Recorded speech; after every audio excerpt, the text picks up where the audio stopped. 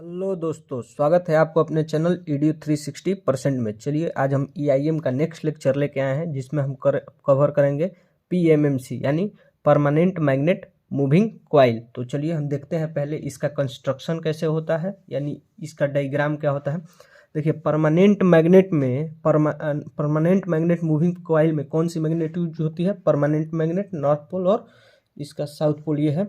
और उसके बीच में ये अल्मुनियम का फॉर्मर लगा होता है और रेक्टेंगुलर फॉर्मर लगा होता है, जिससे क्या होता है, एक दो तीन और चार कंडक्टर लगे हुए होते हैं। और इस फॉर्मर से ही पॉइंटर लगा हुआ होता है, और ये स्केल पे जब फॉर्मर मूव करता है तो स्केल पे ये पॉइंटर मूव करता है। और इसके द्वारा इसमें एक फॉस्फर ब्रॉन्ज की स्प्रिंग लगी होती है, और एक स्प्रिंग यहाँ पे और एक स्प्रिंग यहाँ पे कंट्रोलिंग के लिए भी लगी रहती है। और इसका एक और मेन वर्क है, आपको हम बताएंगे। तो चलिए हम इसको स्टार्ट करते हैं। अब देखिए, इसका कंस्ट्रक्शन है कि पीएमएमसी टाइप इंस्ट्रूमेंट में डैम्पिंग टॉर्क तथा डिफ्लेक्टिंग टॉर्क के लिए परमानेंट मैग्नेट का प्रयोग किया जाता है। पीएमएमसी टाइप इंस्ट्रूमेंट में डैम्पिंग तथा डिफ्लेक्टिंग टॉर्क के लिए कौन सा चीज़ प्रयोग किया जाता है? परमानेंट मैग्नेट का प्रयोग किया जाता है। दूसरा पॉइंट है कि पीएमएमसी टाइप इंस्ट्रूमेंट में कंट्रोलिंग टॉर्क प्रदान करने के लिए फॉस्फर ब्रोंज की बनी दो स्प्रिंग का प्रयोग करते हैं। आपको दिखाए थे, फॉस्फर ब्रोंज की बनी दो स्प्रिंग लगाते हैं, किसके लिए? कंट्रोलिंग टॉर्क के लिए। और पीएमएमसी टाइप इंस्ट्रूमेंट में एल्युमिनियम का बना हुआ फॉर्मर लगा होता है, जो दोनों परमानेंट मैग्नेट के बीच में लगा होता है। हम आपको दिखाए थे कि पीएमएमसी टाइप इंस्ट्रूमेंट में क्या लगा रहता है? एल्युमिनियम का फॉर्मर लगा होता है, जो दोनों परमानेंट मैग्नेट के बीच में होता है। पीएमएमसी इंस्ट्रूमेंट में स्प्रिंग का प्रयोग कभी कभी करंट को इन तथा करंट को तथा आउट कराने के लिए करते हैं। पीएमएमसी टाइप इंस्ट्रूमेंट में हम आपको बताए थे यहाँ पे स्प्रिंग कंट्रोल करने के लिए और एक और फंक्शन के लिए यूज किया जाता है। वो यही है कि कभी कभी ये करंट को इन तथा करंट को आउट करने का कार्य करता है। यदि स्प्रिंग टूट जाए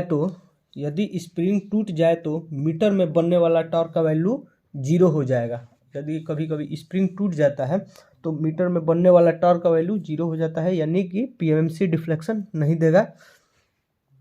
और देखिए, यहाँ पे पीएमएमसी का नेक्स्ट पॉइंट है, पीएमएमसी टाइप इंस्ट्रूमेंट में परमानेंट मैग्नेट यूज होने के कारण ईडी करंट डैम्पिंग का यूज करते हैं। हम जानते हैं जहाँ परमानेंट मैग्नेट आता है वहाँ पे हम कौन सी डैम्पिंग यूज करते हैं? ईडी करंट डैम्पिंग का यूज करते हैं। केस फर्स्ट देख लीजिए, जब हम कंडक्टर 1 में, यानी कंडक्टर 1 जो फॉर्मर का कंडक्टर था ऊपर, फॉर्मर का कंडक्टर 1 में जब कंडक्टर 1 में फ्लो होने वाली करंट की direction magnetic field density B की ही डायरेक्शन में हो तो थीटा 0 हो जाएगा। चलिए हम देखते हैं पीछे डायग्राम, उसमें हम कंडक्टर 1 कौन सी है, देखिए यहाँ पे डायग्राम आ गया है। तो ये कंडक्टर 1 है, तो इसकी करंट की डायरेक्शन किधर है? ये मैग्नेटिक फील्ड डेंसिटी के डायरेक्शन के ही साइड। तो इसमें थीटा क्या हो जाएगा?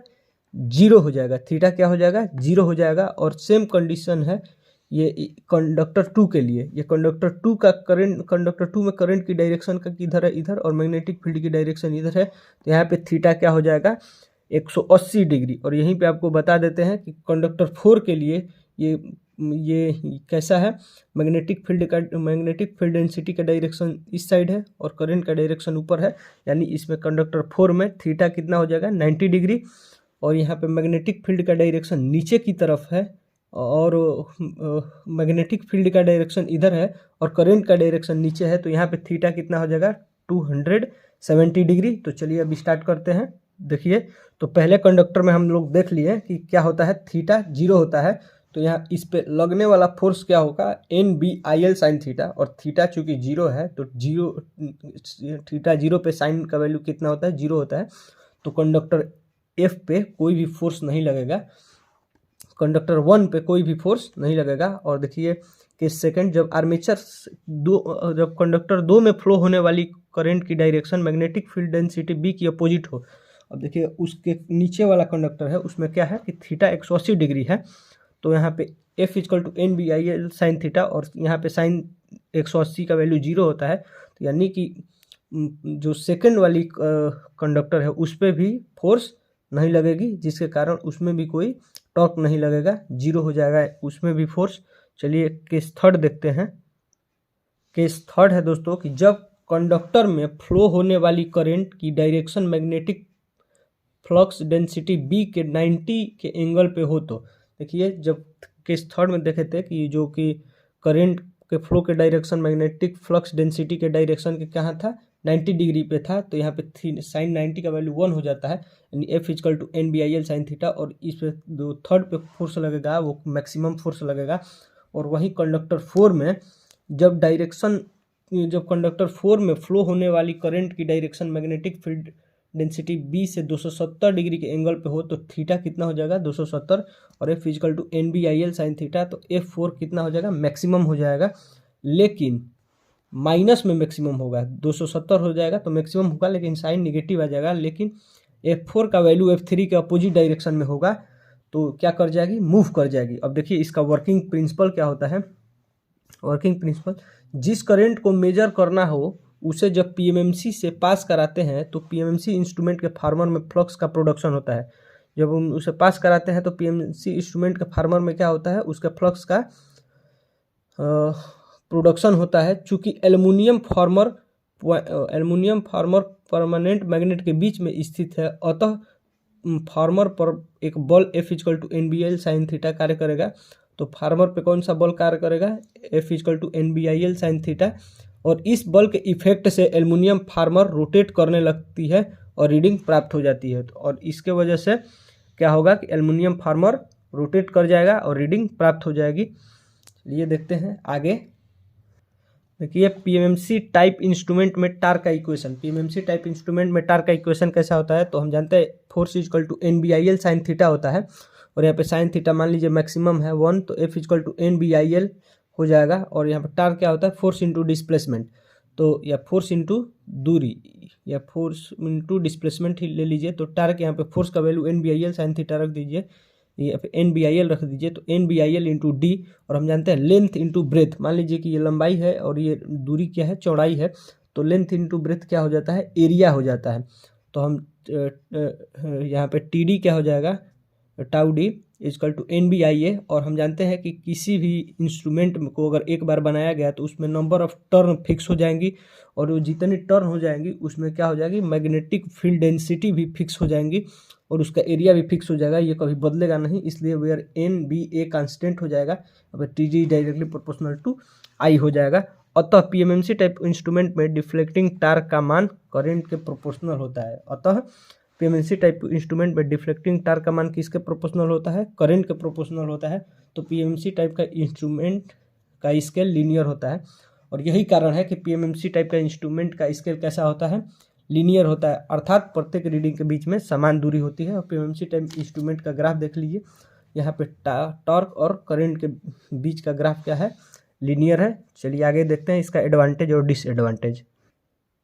पीएमएमसी टाइप इंस्ट्रूमेंट का एडवांटेज, और देखिए इसके लाभ क्या है। चूंकि पीएमएमसी टाइप इंस्ट्रूमेंट में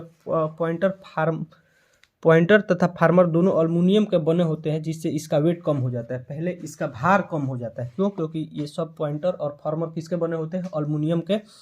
और चूंकि पीएमएमसी टाइप इंस्ट्रूमेंट में परमानेंट मैग्नेट प्रयोग किया गया है, अतः इसे फ्लक्स डेंसिटी का मान 0.1 टेस्ला टू 1 टेस्ला होता है। यानी कि इसमें सबसे ज़्यादा क्या होता है, फ्लक्स डेंसिटी होता है, क्योंकि इसमें परमानेंट मैग्नेट यूज किए हैं। तो हम जानते हैं कि जब अगर हम बी बढ़ाते हैं, फ्लक्स डेंसिटी बढ़ाते हैं, तो फ्लक्स हमारा क्या होता है, बढ़ता है। और फ्लक्स बढ़ता है तो फ्लक्स चेंज या D phi by D T भी बढ़ता है, और डी टी जब बढ़ता है तो ईएमएफ बढ़ता है, और ईएमएफ बढ़ता है तो करंट बढ़ता है, और करंट जब बढ़ेगा तो उस पर लगने वाला फोर्स भी बढ़ेगा, और फोर्स जब बढ़ेगा तो टॉर्क भी बढ़ेगा। तो अतः पीएमएमसी टाइप इंस्ट्रूमेंट में torque by weight ratio high होता है, यानी पीएमएमसी इंस्ट्रूमेंट पे टार्क बाई वेट रेशियो कैसा होता है, हाई होता है। तो पीएमएमसी टाइप इंस्ट्रूमेंट की सेंसिटिविटी कैसी होती है, हाई होती है। और पीएमएमसी टाइप इंस्ट्रूमेंट में एल्युमिनियम फार्मर यूज होने से लॉसेस का वैल्यू भी कम हो जाता है। और पीएमएमसी टाइप इंस्ट्रूमेंट में एल्युमिनियम के फार्मर यूज होने से क्या होता है, लॉसेस की वैल्यू भी कम हो जाती है। अतः पीएमएमसी टाइप इंस्ट्रूमेंट की इफिशियंसी भी बहुत अच्छी होती है। चलिए डिसएडवांटेज देख लीजिए। पीएमएमसी टाइप इंस्ट्रूमेंट की कास्ट अधिक होती है। पीएमएमसी टाइप इंस्ट्रूमेंट में परमानेंट मैग्नेट लगाने की वजह से इसकी क्या हो जाती है, कास्ट अधिक हो जाती है। और पीएमएमसी टाइप इंस्ट्रूमेंट से केवल एवरेज वैल्यू डीसी को ही मेजर किया जा सकता है। दूसरा, पीएमएमसी वैल्यू से किसका वैल्यू मेजर किया जा सकता है, डीसी के वैल्यू मेजर किया जाता है। यदि हम पीएमएमसी टाइप इंस्ट्रूमेंट में एसी सप्लाई लगाते हैं तो पॉइंटर क्या होगा, अपने इनिशियल पोजीशन पे ही वाइब्रेट करेगा। चलिए दोस्तों, मिलते हैं अगले वीडियो में। बहुत बहुत